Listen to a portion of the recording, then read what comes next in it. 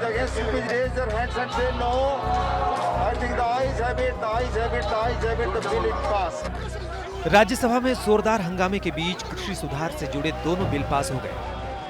राज्यसभा में ध्वनि मत से विधेयकों को पारित करा लिया गया। विपक्षी पार्टियों ने सदन में जमकर हंगामा किया। सांसदों ने सरकार के खिलाफ नारेबाजी की। इस बीच टीएमसी सांसद डेरेक ओब्राय ने उपसभापति के आसन पर पहुंचकर रूल बुक को फाड़ दिया। टीएमसी का आरोप है कि उपसभापति नियमों के खिलाफ फैसला ले रहे हैं। हंगामा इतना बढ़ा कि विपक्षी दलों ने उपसभापति के खिलाफ अविश्वास प्रस्ताव ला दिया। कांग्रेस ने आरोप लगाया कि उपसभापति के रवैये ने लोकतांत्रिक परंपराओं और प्रक्रियाओं को नुकसान पहुंचाया है। प्रधानमंत्री जी पहले भी बहुत बातें कर चुके हैं, बहुत सारे प्रॉमिस दे चुके हैं, बहुत वायदे कर चुके हैं। कौन सा वायदा पूरा हुआ? प्रधानमंत्री जी को तो पब्लिसिटी करने का, मार्केटिंग करने का, पैकेजिंग करने का शौक है। और ये जो कह रहे हैं कि ये आज का दिन याद रहेगा इतिहास में, मैं कहता हूं कि आज का दिन काली स्याही से लिखा जाएगा। जनमत जहां पूरी तरह आज विद्रोह की स्थिति में है, किसान आंदोलित है, सड़कों पर है, रोज अध्यादेश का विरोध कर रहा है। सरकार संख्या के दम पर उनकी आवाज को दबाने का काम कर रही है। बिना डिवीजन के सब चीज को दरकिनार करते हुए मैं समझता हूं कि ये आज हमारे इतिहास में वो जर्मनी की तरह नाइट ऑफ लॉन्ग नाइट्स है।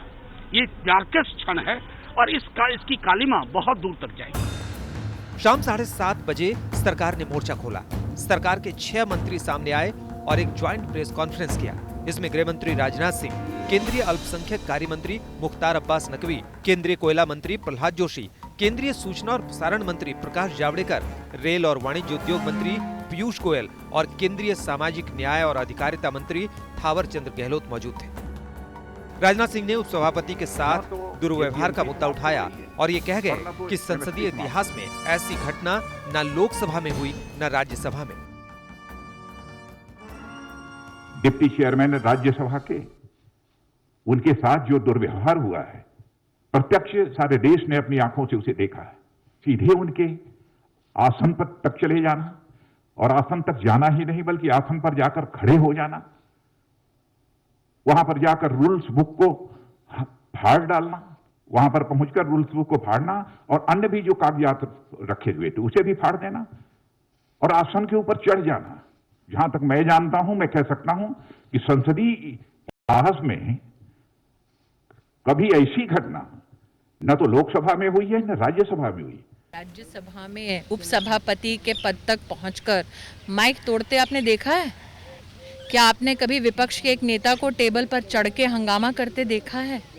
क्या आपने कभी विपक्ष के किसी मेंबर को कागज छोड़िए उस पूरे सदन की गतिविधि को संचालित करते हुए जो रूल्स हैं उस रूल बुक को फाड़ने की कोशिश करते देखा है? मंत्रियों की प्रेस कॉन्फ्रेंस के तुरंत बाद कांग्रेस ने फिर मोर्चा खोला और सरकार पर आरोपों की झड़ी लगा दी। याद रहे, अंग्रेज भी देश कब्जाते हुए ये कह रहे थे कि हम तुमको मुगलों से मुक्ति दिलवा रहे हैं। आज के काले अंग्रेज मोदी जी की ईस्ट इंडिया कंपनी भी ये कह रही है कि ये कानून किसान पक्षधर हैं, उनकी रोजी रोटी जमीन आजीविका छीनकर। हालांकि सियासी उठापटक के बीच राज्यसभा से कृषक उपज व्यापार और वाणिज्य विधेयक 2020 और कृषक कीमत आश्वासन और कृषि सेवा पर करार विधेयक 2020 पारित कर दिए गए। इन विधेयकों के पारित होने के बाद प्रधानमंत्री नरेंद्र मोदी ने ट्वीट किया और ये भरोसा दिया कि एमएसपी व्यवस्था जारी रहेगी। पीएम ने लिखा, मैं पहले भी कह चुका हूं, एक बार फिर कहता हूं, एमएसपी की व्यवस्था जारी रहेगी, सरकारी खरीद जारी रहेगी। हम यहाँ अपने किसानों की सेवा के लिए हैं।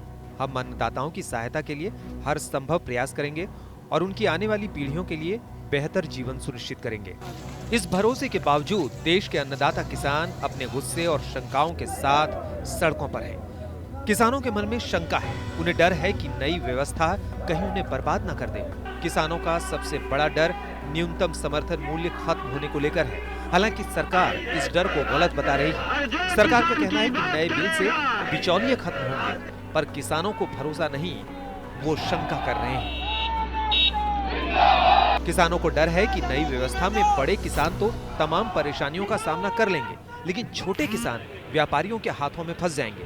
किसान पूरी तरह से बाजार के भाव में फंस जाएंगे और वो इसके खिलाफ कोर्ट भी नहीं जा सकेंगे। हालांकि सरकार हर आरोप पर विस्तृत जवाब दे रही है। आज तक ब्यूरो।